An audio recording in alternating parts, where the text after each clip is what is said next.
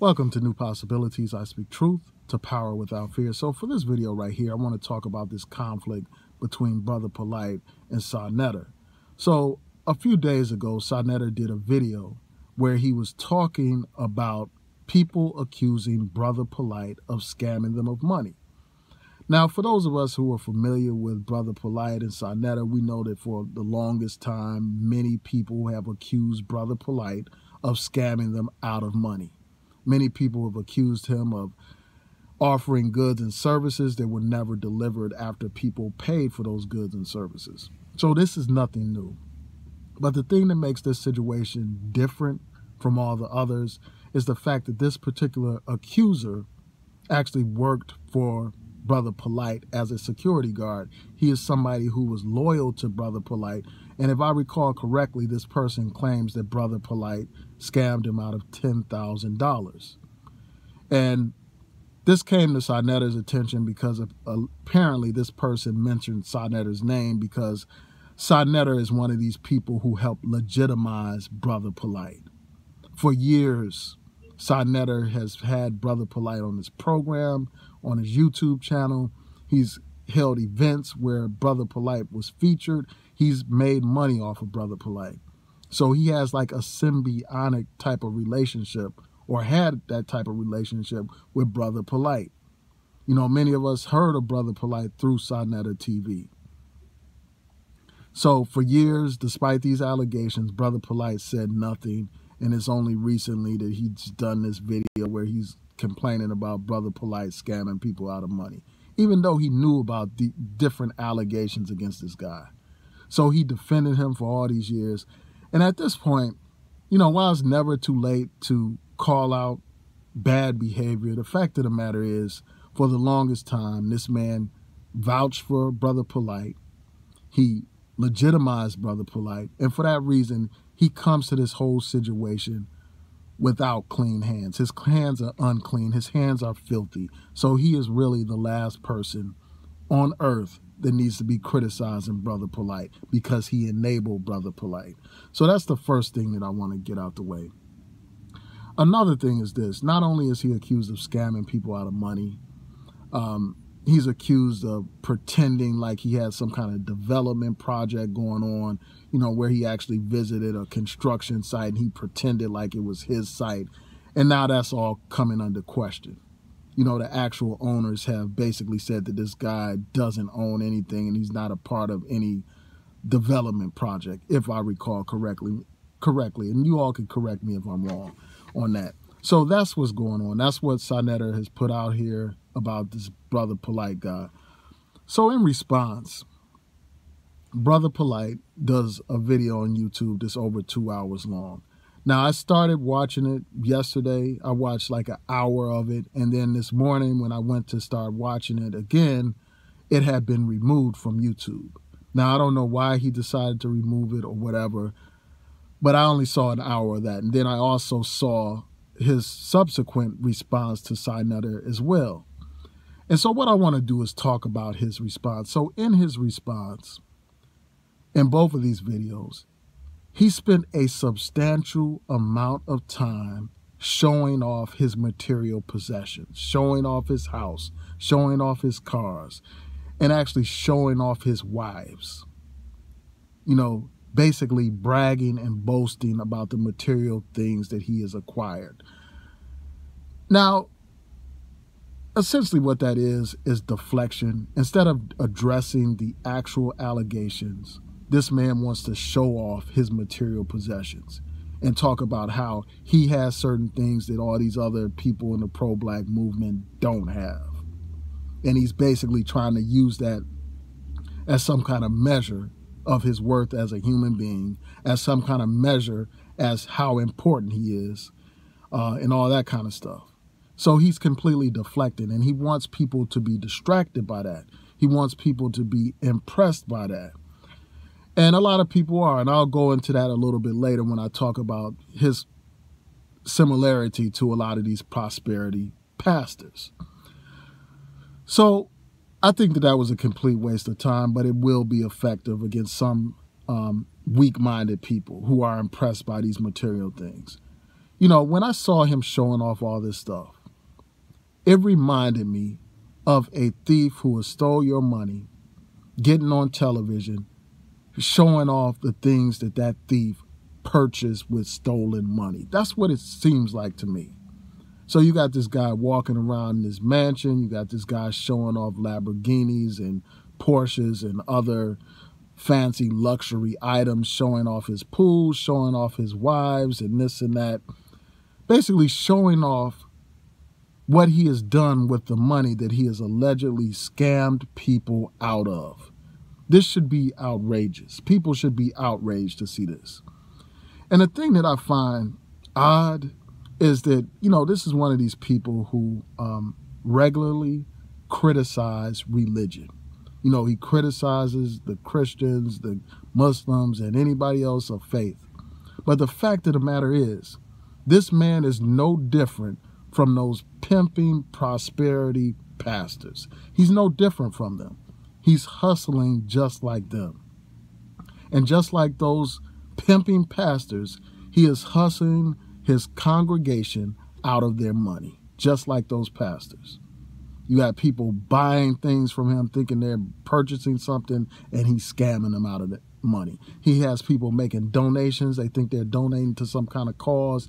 And at the end of the day, he's flossing and he's bossing up on these donations, allegedly. So he's no different. The only slight difference is the gospel that they preach. So you have those prosperity gospel preachers who preach that prosperity gospel. You know, this idea that if you, you're going to be blessed with all these material things if you give tithes and you stay loyal to the particular church. Whereas his doctrine is this lie about the black woman being God. You know, that's his gospel. The black woman is God gospel, the Hotep hustle gospel. That's what he's about. But other than those superficial things, at the end of the day, it's all about money. It's all about, you know, hustling. And that's what he's about. While he criticizes religion, he's no different from these other people. You know, these other religious figures that exploit the people, that are bloodsuckers of the poor. You know, that's what he is.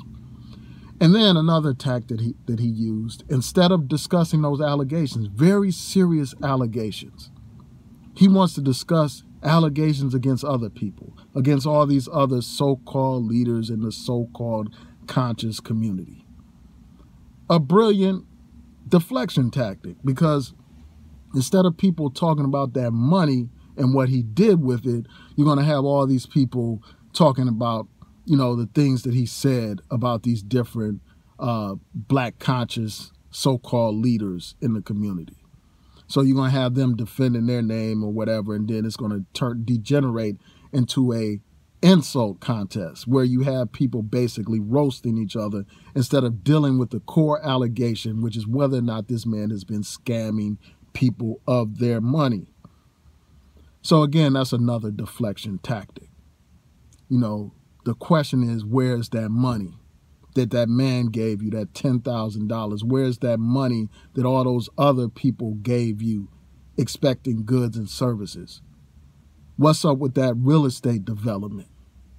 What's up with that? That's what people should ask him. You know, he does these long hangouts where he's talking about everything under the sun except for the actual issues. And, you know, the way I see things, I don't see any end in sight in terms of this guy hustling the so-called conscious community out of money. And the reason why I say that is because many people are blinded by charisma. Many people are blinded by his fast-talking con man ways. That's the truth. You know, a lot of times people don't pay attention to the core issues.